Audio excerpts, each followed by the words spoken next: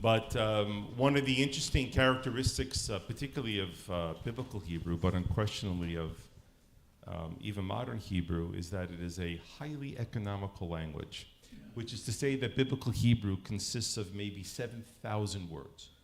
Now that may sound like a lot, but bear in mind and pay attention that English crossed the million-word mark about 10 years ago.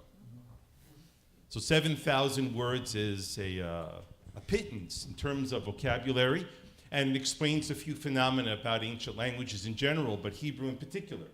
And that is, one word can mean many, many things. And by way of example, the word shalom can mean hello, goodbye. It also has other cognates such as peace and wholesomeness and so forth and so on. So the word shana means year. The word shana also means to learn. And you have to look no further than one of the earliest and oldest of rabbinic writings is called the Mishnah. Same word, shana, which means to learn. And so one of the things that we love doing here at Bashalom is starting our shana, our year off, with a little bit of shana, with some learning. And so with that in mind, I am very, very honored to welcome to our shul a extraordinary person, a remarkable Canadian, a leader in the indigenous community, and as you will shortly discover, an extraordinary ally and friend of the Jewish people. And speaking, of course, to the person who's sitting to my right, and that is Harry LaForme. He is a member of the Mississaugas people, and Mr. LaForme is the first appellate court judge in Canadian history with a First Nations background. He has served as the Commissioner of the Indian Commission of Ontario, as Chair of the Royal Commission on Aboriginal Land Claims, and until his resignation in October of 2008, as head of the Indian Residential Schools Truth and Reconciliation Commission. He graduated from Osgoode Hall Law School in 1977. You're still a young man. Yeah. Yes. And he was called to the bar in 1979. The further details of his life, we will soon discover. And so, Harry, I want to thank you for coming here on this really special morning. Is it on? Give it a test. There you go. On this very special morning in the Jewish calendar and for the Jewish community. And first and foremost, maybe you can tell all of us here about yourself. Where were you born? What were your parents like and your early childhood like? Gosh. I was born on the Six Nations Reserve, which is just outside of Brantford, Hamilton area. And the reason is because we have a small Anishinaabe reserve right next to it. We have a small little community of Anishinaabe people that live right next door to the Iroquois people, and we don't always get along. But that's historically we haven't. So they sound like Jews. Okay. Yeah. So I was born there and raised there, by and large. And I was born and raised at a time when the colonial structure for Indigenous people was probably as bad as it could be. There were no Indian lawyers. We weren't even allowed to go off the reserve unless we got a pass. You had to go in from the Indian agent and get a pass and go off the reserve. It told you how long you could stay off the reserve, and then you could go back to it. And we were really, really quite poor, as were most of my people on the New Credit Reserve. And my first house was a converted granary that my dad and his brothers moved from across the road, which was non-Indian territory. And they brought this granary over and they started building a house. At the time, we had mud floors, outhouse, no electricity, but there were four of us, and we were really happy. So, all in all, that's the nature of our existence. Is we laugh at everything. today, I can say, if there's an issue of, we talk about the Indian residential schools, for example. When we get together and talk about that, there's a lot of laughter. We take that trauma and laugh about it. And that's our medicine, I guess. Harry, if I And, can ask you, yeah. that I never knew that the indigenous who lived on the reserve were required almost like a visa, I guess, to leave the reserve. Was the opposite true, that non-indigenous people required a visa to enter the reserve? No, Okay, there was no prohibition against that. okay, I was just curious. No. And what led you to university and law school? Well, there's a bit of a story there, too. My wife doesn't, she tries to keep me on track and answer the question, so I quite often don't. I start to ramble. What happened was when I was 5 years old, my father could not get a job around the reserve because we were surrounded by white communities and non-indigenous communities, and they didn't like Indians very much. In fact, my father, who started in university, left because he couldn't take the abuse that he was getting. He was called things like apple Indian or smoked ham. That was because they used to say red on the inside and red on the outside and white on the inside, those kinds of things. And so he left. And then he got a job in Buffalo, New York. And he went, at the time, General Motors had started a forge plant and a new foundry plant. Both those plants were in Buffalo. And my dad applied for a job there, and he got one, and he knew it was going to be permanent if he wanted it. So he hauled us all down to Buffalo, New York, where we spent a lot of years coming back every weekend to the reserve and dealing with it. But that was the time when I will tell you that I did not let anyone know that I was Indigenous or First Nations. If they wanted me to be Italian, I could be Italian, or Greek, or anything. But we never talked about my indigeneity. Then my grandfather and my uncles in 1969 decided that there was going to be a movement to oppose what then was called the white paper policy. And that was, according to Justin Trudeau's father, when he was the prime minister, it was to assimilate Indigenous people, take away their treaties, they wouldn't mean anything, take away the Indian Act, wouldn't mean anything, no reserves, and we would then, he thought, we would just be like everybody else. We didn't want that. We figured, look, as bad as the colonial system was for us, and as bad as it was that we were separate, we did like the idea that we were different than other Canadians. We were not the same. We had different rights and privileges, and this was our land. And if that was the only way we could do it, that was the way we did. From there, they organized. I joined their organization. This is also interesting. I became the first executive director of this political organization called the Association of Iroquois and Allied Indians. And there were about 12 First Nations across Ontario that joined us, and we were in opposition to that white paper policy of Pierre Elliott Trudeau's. And that was it. We were supposed to organize and stop it. I was in engineering at the time in Buffalo, and my grandfather, who I would do anything for, asked me if I would come on and be the first executive director of this organization. And I said yes. I didn't know how to be an executive director, but neither did they, so it didn't matter. Anyways, I became the executive director. I knew immediately that this was going to be, well, before I get there, I just have to tell you, my first office was in the Mohawk Institute in Brantford. The Mohawk Institute was a residential school.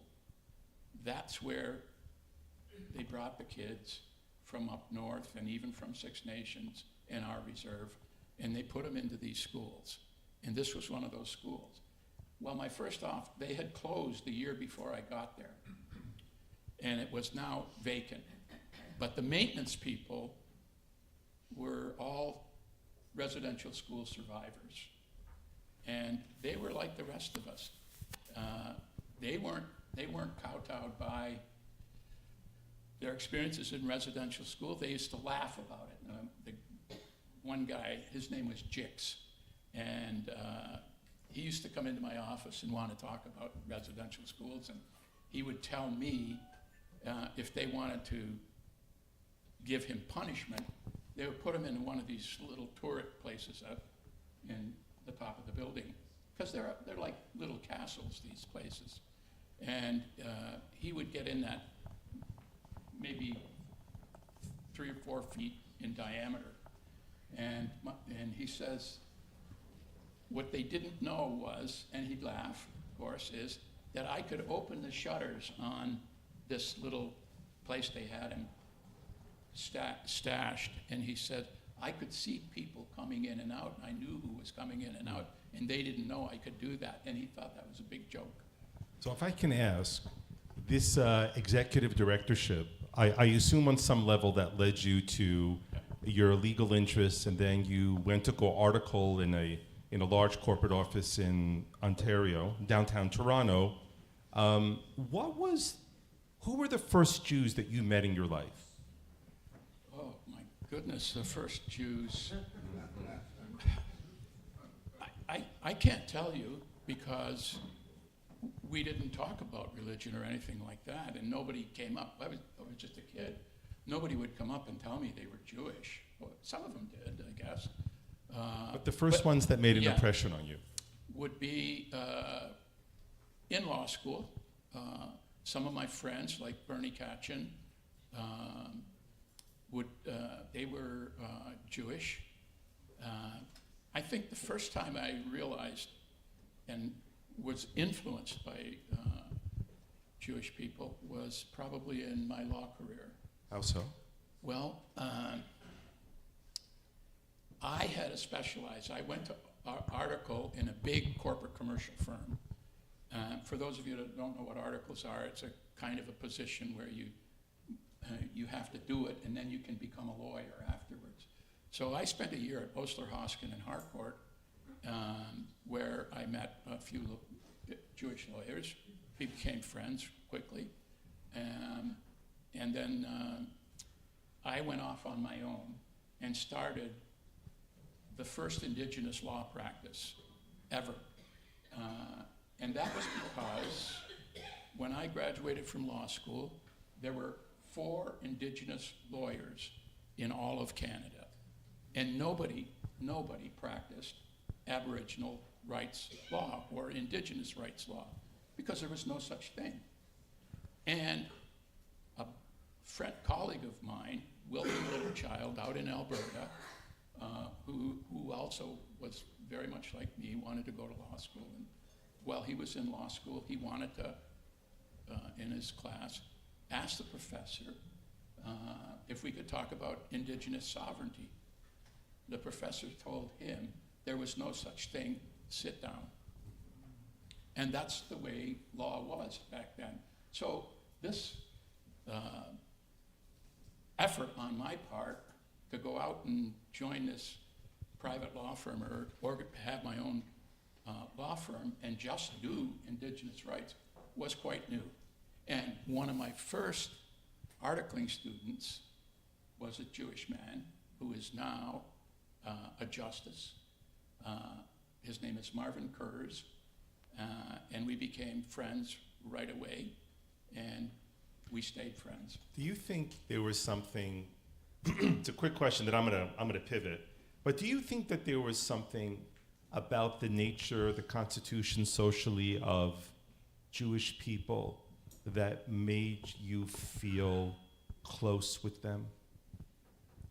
No, I think, I don't know about the Constitution. You can probably drill it down to that, but I always thought that the experiences of the Jewish people, what I knew about the history of Jewish people, I always thought it was quite similar to that of indigenous people.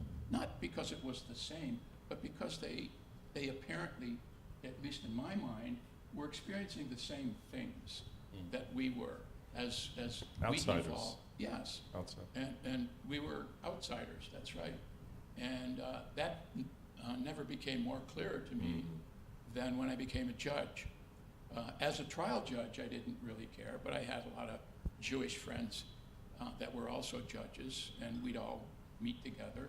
And I never really thought about it, but I thought afterwards, it's because of this aloneness that I felt, because I was one of 3 indigenous people that were trial judges in Canada at the time in 1994. So then in 2004, after 10 years as a trial judge, Irwin Cotler appoints me to the Court of Appeal of Ontario. And I was the first indigenous person ever appointed to the Court of Appeal in its history. And that turned out to be in the history of the Commonwealth. And so I became a close friend of her. He was a friend of mine before, and he was also a person that I greatly, greatly admired. I went to a couple of conferences that he sponsored and participated in, where the rights of indigenous people were, I think, generally accepted as being not the same, but very similar to Jewish people. So, and the people on the Court of Appeal, there were many Jews that were judges then. Yes. Catherine Feldman, John Lask, and Mike Moldaver, Steve Borens. These were all, and just absolutely wonderful judges. But feeling very much alone, I gravitated to their friendship, and they gravitated to mine. In other words, we wanted to be friends with each other. I never thought about why, but in retrospect, I know it was because we all felt the same thing, that we were different Similar than the kind rest. of thread. So I want to pivot now because I want to highlight the exceptionality of what's going on here in this morning. And by way of background, I want to give context that one of the framing political forces in the world today, not that it is it's certainly undergoing abatement and attack, but it is this progressive liberal idea of DEI, right, which is diversity, equity, and inclusion. And DEI essentially states, along with racial theory, is that the prism of human relations can be seen through the silos, the categories of the oppressors and the oppressed. And those people who are oppressed must unite, irrespective of their differences. They have common ground. The technical term is called intersectionality. I'm sure you've heard that before. And that they should all unite together against the people who are oppressing them. And according to this DEI mantra, the Jews are part and parcel of what they label as the white colonialist oppressor class. And I guess the question I have for you is, as a proud member of the First Nations, as an indigenous leader in this country, how do you understand your connection to the Jewish people in light of what some people say about DEI? Well, I don't think of Jewish people as being part of that oppressor. I suppose you are in reality because you're Canadian and you're not separated out like we are. We continue to be, attempts are always made. We still don't own our own land. That was taken to us under a figment of anyone's imagination by the doctrine of discovery. That land was taken from us and turned over to Canada, you people own it, not me. I don't own my own land. And the second thing was to try to assimilate us constantly by Canada. Those laws are still on the books. The Indian Act, for example, is one of the racist laws you'll ever read.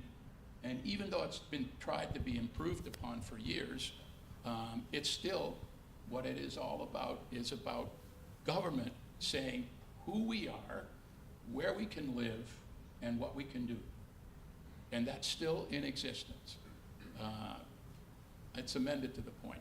So when I look at Jewish people, the only thing I would answer to your question, which Janice will be glad I'm doing, is would say, I think of you as Jewish people more like me as an indigenous person in Canada. I think you, for example, are the indigenous people of Israel. And as I don't think you're an occupier. In fact, I think you've been treated very much like me, differently again, and my people, by the colonial laws that exist in Canada, by Britain that brought these all in. And you, I think the Jewish people, my wife likes to call it the most fabulous example of decolonization in the history of man, what you did with Israel. So, and some people ask me, what's your objective as for reconciliation, for example? I would tell them really simply, my land back and the right to occupy it and the right to have jurisdiction over that land, which I think is very much the same as being a Zionist. That's why I call myself an Aboriginal or Indigenous Zionist. It's a beautiful idea. It's important to note, and I think you touched upon this, that a majority, an overwhelming majority of the Jewish population in Canada came here just before or mostly after the war. They themselves were refugees, which is certainly true of the Jewish experience in the United States. That Jews, by and large, were refugees. The first Jews to land in what eventually became the United States. Back then it was a Dutch colony, New Amsterdam. They were refugees from Amsterdam. And so the experience rightly is not so much that the Jews in North America, be it in the United States or Canada, are the architects of the British colonial system. Quite the opposite. We tried to carve out as best we can opportunities for ourselves here. Well, I look at the founding of Israel and your philosophy in Israel. It's quite different than the British was for us. I mean, you didn't, I don't think it was ever your objective to colonize a country and make people in that country less than equal. I got the impression, as I did when I went to Israel, that it was kind of a melting pot and people were all treated the same and allowed the same responsibilities. You could, I mean, if I wanted to go to university or my dad wanted to go to university when he was a young man, he'd have to give up his Indian status. He'd become automatically a white person. Interesting. It certainly should be known. We're going to get to your trip to Israel very, very shortly. But it should be noted that Israel has two official languages. And anybody who goes to Israel knows that all the signs are nominally, at least in Hebrew and in Arabic, usually in English for the benefit of the tourists. The calendar system also in the Israeli government has two national calendars, the Arab calendar and the Jewish calendar. There's a Supreme Court justice who is of Arab descent, and the universities are filled with Arabs. My son, Ari, who graduated a number of years ago from my alma mater. I know all this. In Bar Ilan. He learned Arabic from Arab students at the university. It's quite a fascinating thing. But you went to Israel in what year? This year. Oh, this past year? Yeah. In the spring? May. In the spring, okay. Yeah. And what? Just before you went to war with Iran, or if you did go to war, they bombed you, I know. So it was Yes. defense again. And But, you know, an interesting thing was I heard, Michael Gottlieb, I learned it from him, and that is, and I should have known this, but he says that every generation has to go through, every generation of Jew has to go through one of these crises that exist. And the history is there to prove it, that every generation of Jewish people has to go through some kind of traumatic experience. And that I find remarkable. I wish it wasn't true. I wish it wasn't either. Seriously. But your purpose in going to Israel was? I guess I'm an ally of you people. Everybody tells me that, but I never thought of it as an ally. All my life I've had Jewish friends, and my sons went to schools, private schools. He has learning challenges, and a lot of the students there were Jewish students, and the parents and us, we'd get together, we became friends, still are friends. And so that whole thing was, what was the question? You sound like a rabbi now.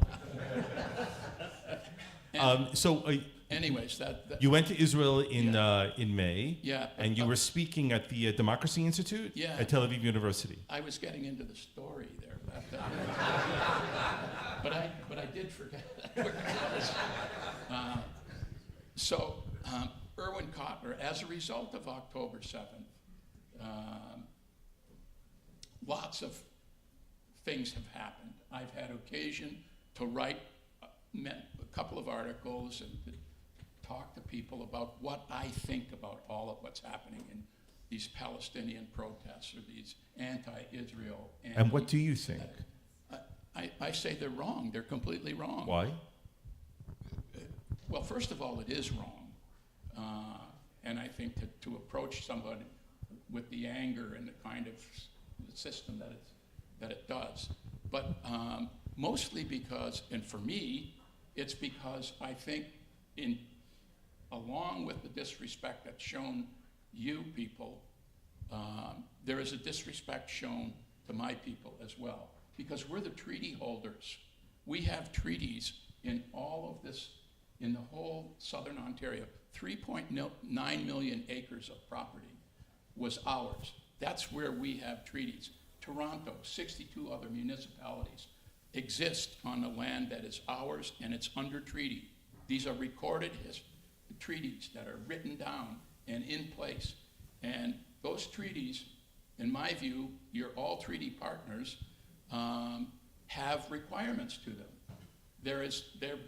We entered into them with our spiritual beliefs in the land and our way we treat each other with equality and respect, and 7 grandfather teachings we have, and we try to rely on that. We try to live our lives that way, and I do too. This wasn't happening. Universities were allowing things that were anathema to our treaties and to the Jewish people, and so we had to speak out.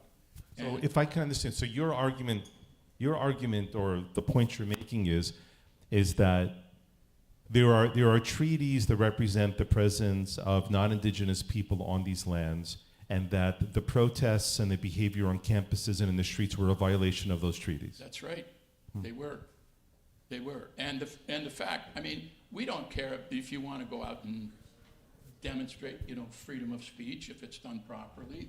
Their right to their opinion or anything like that. But they don't have a right to exclude others. They don't have a right to abuse people. That's not in our makeup. That wasn't what we were all about. That is not part of the 7 grandfather teachings. I also want to say one other thing about this. For 500 years, Canada was ruled by two different parties. The Brits, as a settler colonial, and the Indigenous people. And we lived side by side, and we existed under terms of treaties of peace and friendship, equality, don't interfere with the other side, respect, dialogue. That's how we resolved our issues. That's why we have wampum belts. That's why we have treaties of peace and friendship, because we believed in dialogue. And as long as, I guess, we were the protectors of the settlers who came here for 500 years, I guess as long as we were their protectors, that was a good thing. But when they had the numbers, when our people were starving on the plains, where our people were starving because of the circumstances of their livelihoods being destroyed, they then decided that the relationship had to change. And we became the servants of the masters then. And that's how it became. When I talk about reconciliation, I say very simply, I can talk about it an easier. We want to get back to the way it was in the beginning. And it existed for 500 years. That's the way we were. But nobody seems to want to go there. And I understand. I understand why. You know, when our land was stolen by the British under some fake formula of doctrine of discovery, which is not law, although they relied on it as law, they turned it into a principle of law. It isn't. It isn't law. And they have our land now. And we'd like it back, or some of it. What was your impression, your first impression, if you can muster it, what you saw in Israel at first glance? First of all, I need to say this. I have wanted to go to Israel all my adult life. Why is that? Because I've always admired it. I mean, I admired what happened. I admired its history, how it came about in 1948, and how it turned a desert into a paradise. So that has always been something that it's always had who wouldn't want to go to that, right? I mean, who wouldn't want to go to Israel? And as it turned out, I wanted to go for different reasons as I got older, especially in May when we did. I never thought we were going to go. I'm 78 years old. I'll be 79 in October. I figured my opportunities to go to Israel, that was on my bucket list too, was never going to happen. And Erwin Kotler made it happen for me, and I'm going to be ever so grateful to him. I was enthusiastic when I landed. I was even more enthusiastic about the country when I left 12 days later. I thought it was everything I saw and did. I wanted the people there to like me, and I wanted to like them, and I did like them, everyone. If everyone wants to talk about, anyone wants to talk about Israel, my answer to that is, before you talk, would you just go? Please, just go and experience it. It's an experience that is like nothing else you'll ever get from any other country. It's absolutely wonderful. It restored, no, it didn't have to restore, but it enhanced my respect for Jewish people, and it enhanced my respect for Israel. One of the reasons, partly why, was because our guide while we were in Israel was a gentleman by the name of Ari Halil, and he was a lieutenant colonel in the Six-Day War and was a war veteran, born and raised in Jerusalem, and he took us around, and a finer guide and a finer person you'll never meet. He was just extraordinary, and he made our experience just fun. And then University of Tel Aviv, I was asked to speak at Erwin Kotler's Democracy Forum. And when I spoke, Erwin Kotler and I were having these conversations before. I think I even surprised him. But one of the things I did was I opened up. Oh, hold on, I want to get there later. But I do want to point out a few things. Okay. Because the clock is running for us, and I want to give an opportunity, as I'm sure people have questions. is one of the things, Harry, that you had shared with me, and Janice as well, was your admiration and love for the Jewish people, and seeing in our story a hope for the story of the indigenous people. And I want to draw everyone's attention that on Harry's right lapel, he's bearing the ribbon for the hostages. And of course, we think of them at this moment. We think of their families. We pray for their speedy return. And when you were called and arranged by Erwin Kotler to speak at the forum, you opened up your speech with something that no one was expecting, and I wonder if you can share what you had said. Yeah. We in Canada have what we call land acknowledgements, and it's all about acknowledging that this was once the territory, the traditional territory, or the treaty territory of the Mississaugas of the Credit. And there's a lot that goes on, and Adam Wagman has an example of a land acknowledgement that's absolutely beautiful and correct. And so that was our custom, and we're doing that now, and that's to enhance reconciliation. Well, I don't know if it does or not, and I don't even think that they believe reconciliation the same way I do. But in Israel, I started off and I got up and I said, I want to start this by recognizing that this is the land that Hashem promised to Abraham, and it's the indigenous territory of the Jewish people. It's beautiful, beautiful. First, I want to thank Harry. Him and his wife Janice had made, as we say in our language, a big schlep to come from Ancaster all the way to here this morning. Yes, they woke up very early to make sure that they could be here and share their thoughts and their story. And that's how much we love you. Yes, and we love you too, really. And we give a shout out, of course, to Adam Wagman and to Eric Grossman for facilitating Harry being here. But before we finish, I do have to leave in about 5 minutes, but we don't have to rush out because we can still take more questions and answers, even if I'm not in the room. I give you permission. And, what about me? And so I want to open the floor up. I'm going to ask you to raise your hand, and I'll do my best to call in anyone if you have a question for Harry. Isa. I've got a statement. I just want to thank you for all that you've shared, and you've given me an insight into the indigenous feelings that I honestly respect everything that you do, and I respect that the way you've come here on the special Yontif to share those feelings with us. Thank you.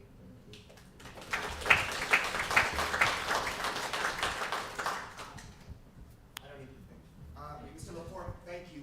Do you have any recommendations for us, leaders in the community here, on how to handle the recent rise in anti-Semitism in Canada? I wish I did. Well, the only thing I can say is, if we would enforce laws that exist, I've never understood where anti-Semitism comes from. I've had it explained to me, or tried to explain it to me a number of times, a number of different ways, and there's all kinds of reasons going back into biblical times and all of those, but I just don't know. And Douglas Murray gave a talk the other night we were at, and one of the things he said was he struggles with the same question. What allows anti-Semitism? Where does it come from? And he said the only thing he can think of is that in the beginning, when your religion was being developed, and he says, you must have done something that somebody else didn't like. And yeah, and that was as good an answer as I could figure, because I don't know where it comes from. I wish I did. And I know where some of it now comes from, organizations like the Brotherhood of Muslims, or Muslim Brotherhood in Canada, that I understand our Prime Minister likes to use as advisors. It's true. Yeah, I mean, that's the only thing. From them, I understand where anti-Semitism comes. They just want to kill you all and take back what they think is part of Israel. So there is that, but I wish I knew. I would say prosecute them to the extent, but that isn't going to stop it. That isn't going to stop it. Anti-Semitism, there's got to be something else. And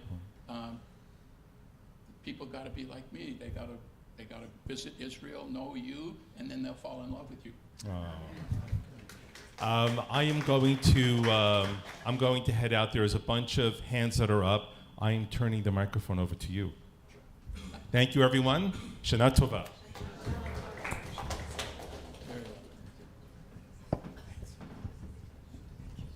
Well, this is an unexpected honor. So let's just start right here, sir. Here, let me bring over the mic, okay? Okay. You mentioned about owning land. Are you saying that you could not, as a First Nations person, go out and buy a house and have a title registered to you? We could, that was allowed, but we'd have to give up our indigenous status. Even for that, you have to give up your status. Yeah. Wow. Yep. We would have, then assimilation would be complete as far as Canada would be concerned. No treaties, wouldn't be ruled by the Indian Act, governed by that. Yeah. Yep. And that was part of a broader assimilation tactic, just one of the many arms that the government put in place in order to. Well, another one that I'd like to mention, which I think everyone here probably has heard about, is residential schools. They wanted to destroy our culture, make us non-Indians, and make us like Canadians by taking our children away and putting them in schools to teach them Christianity. And they couldn't speak their language. Their heads were shaved, their hair, their beautiful hair, taken away. Their parents could not visit them. It was against the law for parents to visit their children. And 6,000 of them disappeared. Now that reminds me that you folks have experienced something even worse through the Holocaust, but that was our Holocaust. That was our Holocaust. It was only, we represented at the time probably 1% of the Canadian population. And that's still in existence. They're still trying. You should be immensely proud for all the work you did to bring attention to that Holocaust, to that tragedy. Please. So other than reading and learning about the treaty, other than learning about the Truth and Reconciliation reports that have come out, and continuing our own learning, how can we become an ally to you as you've become to us? I'll tell you, you could, I think, it would just absolutely make my day, is if you could somehow, way or another, support our idea of reconciliation. In other words, can we please disavow that doctrine of discovery, which is now a legal principle? I don't know how we do that. I think it would take really bold, but we can, and we get back to the relationship that we did have for 500 years with Canadians. In other words, can we have our land and our jurisdiction over that land, even if it's that little small reserve that we live on, that we have right now? Give us that, and let us buy more if we want to, and add on to our reserve, which we are doing, by the way, and add on to that reserve, and let us have it and have jurisdiction over that land. That's what I would say. That's the one thing I would say. If there's anything that anybody can do about it, keep it as legal principles, keep it as your discussions with your parliamentarians or members of parliament. That's what I would ask. That's the way that I would think. And the low-hanging fruit for that is just for us to discuss this, to teach Jewish children about what reconciliation with the indigenous communities mean, to have those discussions amongst our community. Each one of us individually is not necessarily going to be able to change legal doctrine, but we can certainly change the way that we discuss these issues, the way that we as Jewish people who are now so connected to this idea of being indigenous to a land, and can appreciate what it means when others tell us that we're not, that it's not ours, And so now that we can look at that through, some different eyes, to be able to continue to discuss this in our community, I think is a really, really important effort. Just because you already said something, the lady behind you. Thank you. Hi. First of all, thank you so much for coming to speak with us and share the holiday. Anytime. I'm mulling over everything that I'm hearing here, and while I agree that discussing and increasing our awareness about reconciliation and teaching our children these things, I'm seeing so much that communities that are against us are so well organized. We see the crowds of the protests, but we also see it happening through lawfare. And I'm wondering, I see our communities as such strong potential allies, and I'm so grateful to have you here. And I wish that we could strengthen that allyship between our communities even more, because I think that what you're asking from our community to recognize the rights that you should have here is so intertwined with your ability to recognize the rights that we do have and should keep in Israel. Are there organizations that exist that we can join and support and amplify to help each other more and better? I don't know. I know there's the Indigenous Embassy, Yeah. and she works really, really hard. She's a Maori woman from New Zealand. There are Indigenous people from Canada, like myself, that belong to her and support her efforts. But she's one voice, and she's trying to amplify that and get it amplified, and constantly and in support, very much in support of Israel. The other thing is, we have somehow got to, all of us, that's me as your ally, which I hate, is to somehow shift this narrative that a lot of Indigenous people in Canada feel the same way and support the Palestinian views, because they do believe that it was Palestinian lands and that you are colonizers. And that is so patently false. If anybody took 10 minutes to read about the history of Israel, you'd know that, and somehow they don't know it. And a lot of them don't want to hear it.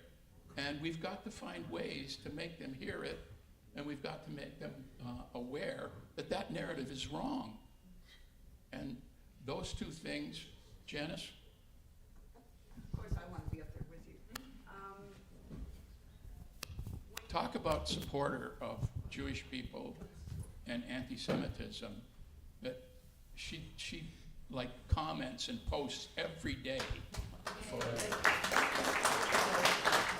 If you don't have Janice on your LinkedIn, you should. Well, Yeah. anyways, Harry, just because you use the word narrative and stuff like that, and we talk all the time at home, and I understand it, what are the false narratives coming out of the universities that particularly enrage you, me, your chief, and council?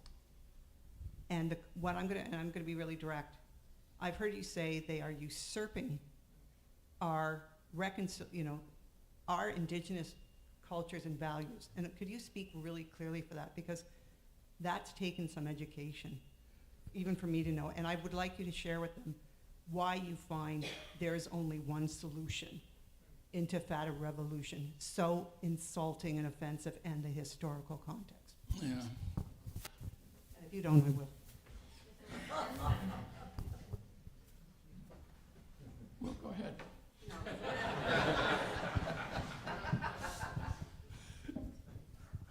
No, final solution was a term used by the Canadian government back in 2020. 1910. 19? 1910. 1910. You misspoke. See, she knows more than I do. Anyways, his name was Duncan Campbell Scott, and he got up in Parliament and he was commenting on a study that was just brought into Parliament and that was that too many indigenous children were dying in residential schools. That it was an epidemic, and that they needed to do something about it. And Duncan Campbell Scott said, that's too bad, but that shouldn't deviate us from our path for the final solution of our Indian problem. We should carry on, even in the face of that evidence. And they did. And that's why that phrase bothers me. And there's a lot of phrases that bother me, though. I can't tell you all of them. I mean, even their costumes bother me. The protesters, I find it all very offensive. And I'm supposed to be a person that sits there and can take both sides and understand, you know, I guess I'm supposed to act like a judge.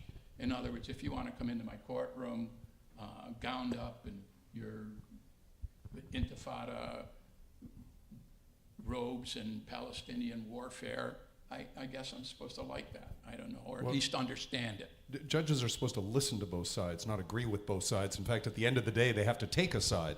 And that seems to be what you've done. And I can tell you, I think we all share this aversion to the term final solution. I think our communities certainly share that. There were some hands up at the very back of the room that I skipped over. Adam, if I could, I just wanted to say one other thing. And I think they are trying to take control of some of the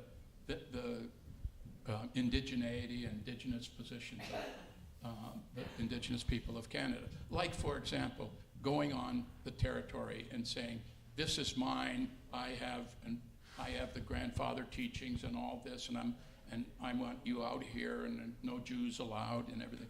That's usurping our customs and our traditions and our treaties and what we believe in. And we're very much like, I think, the Jews of Israel, in that a lot of your history can be described the same way. For example, Judaism is a religion.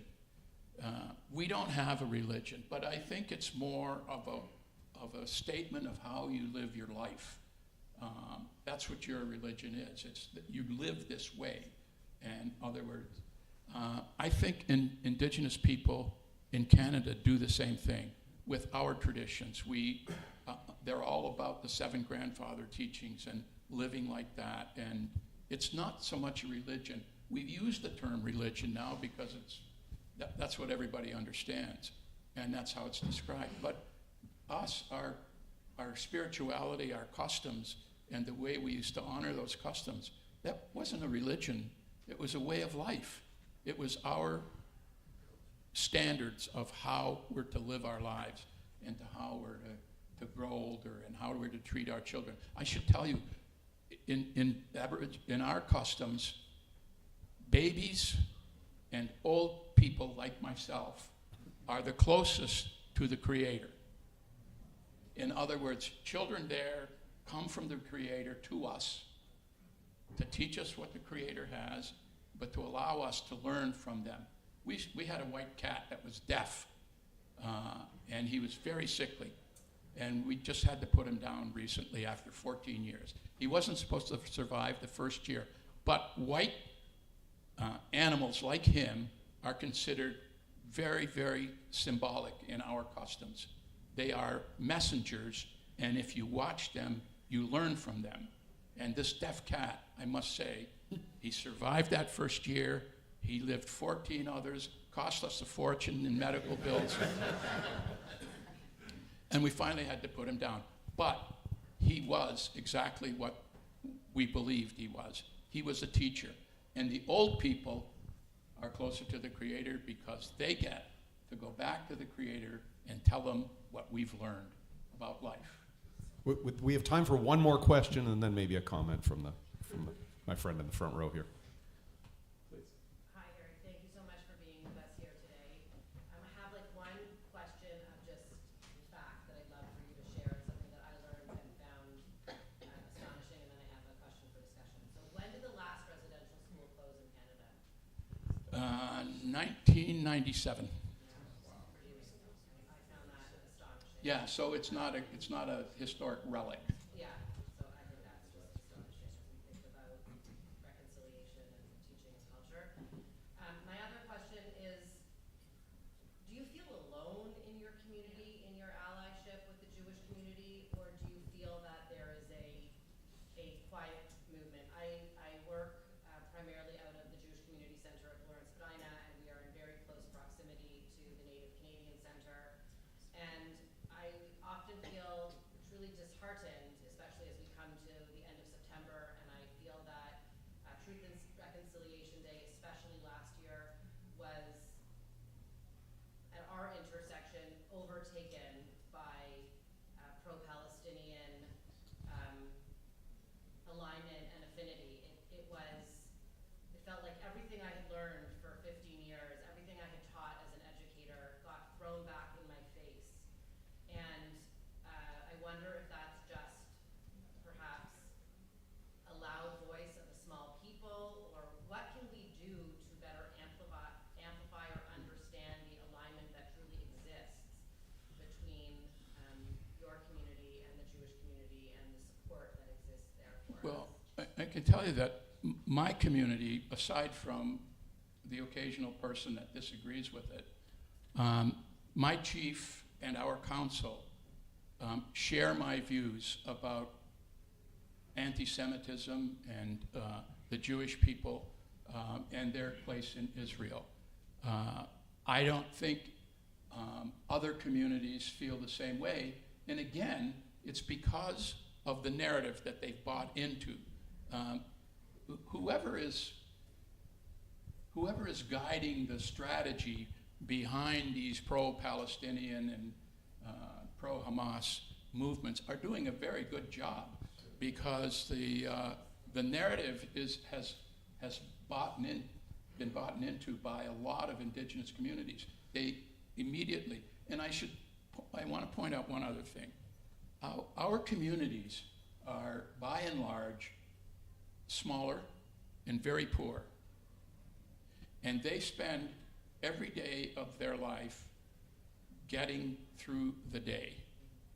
They get through, then they get through the week, then they get through the month and the year, and they struggle constantly. Their housing is poor. Their water is not drinkable. There's every kind of thing you can think about as a result of this colonization has succeeded with a lot of these communities. And they don't have time, I'm sorry, but they don't have time to worry about the Jewish problem because they have their own. My young son, who's 25, just recently said, "Dad, I think the Jewish people have taken our place as the most despised people in the country." Can you imagine? You're welcome. I told him I didn't think so, and I don't, but All right, we'll have a Here's last more comment from Eric, It's not a comment, it's or a question. The rabbi stopped you from telling us about your visit in Israel and what you said. I want to hear it. Well, I thought that was the indigenous land acknowledgement. There's more to it? oh yeah, there's more to it. Okay. Yeah. What I found really amazing about it was you're sitting there, you're talking at a democracy forum in a university setting, and you have all these well-educated people, and might be teachers and otherwise, and they're all Jewish. And I sat there and I talked about our history, the evolution of our history in Canada, and step by step, residential schools, when we got into our attitudes about usurping our culture, our traditions, by the opposition and everything like that. So I did all of that. I went through it, but it took me about 40 minutes. Can you imagine your whole history you can tell in 40 minutes? I didn't, by the way. It wasn't everything. And I was surprised, I guess, and quite astounded by the fact that this was all new stuff to my audience. And these are, again, university students, university professors, administrators of universities. These were all university related people. And I was amazed that the Indigenous issues in Canada were not known to anybody. And We have to wrap it up. I'm getting the signal at the door. The last thing that I want to leave you with, just on that point, is that allyship is a two-way street. And for as much as we are all so thankful to Harry and Janice for everything that they have done and said on our behalf, I think it behooves all of us in this room to do a little bit more learning and to show our allyship back to the Indigenous communities in Canada and be part of that reconciliation project. And I can't thank you enough. I'm so honored to be up here with you.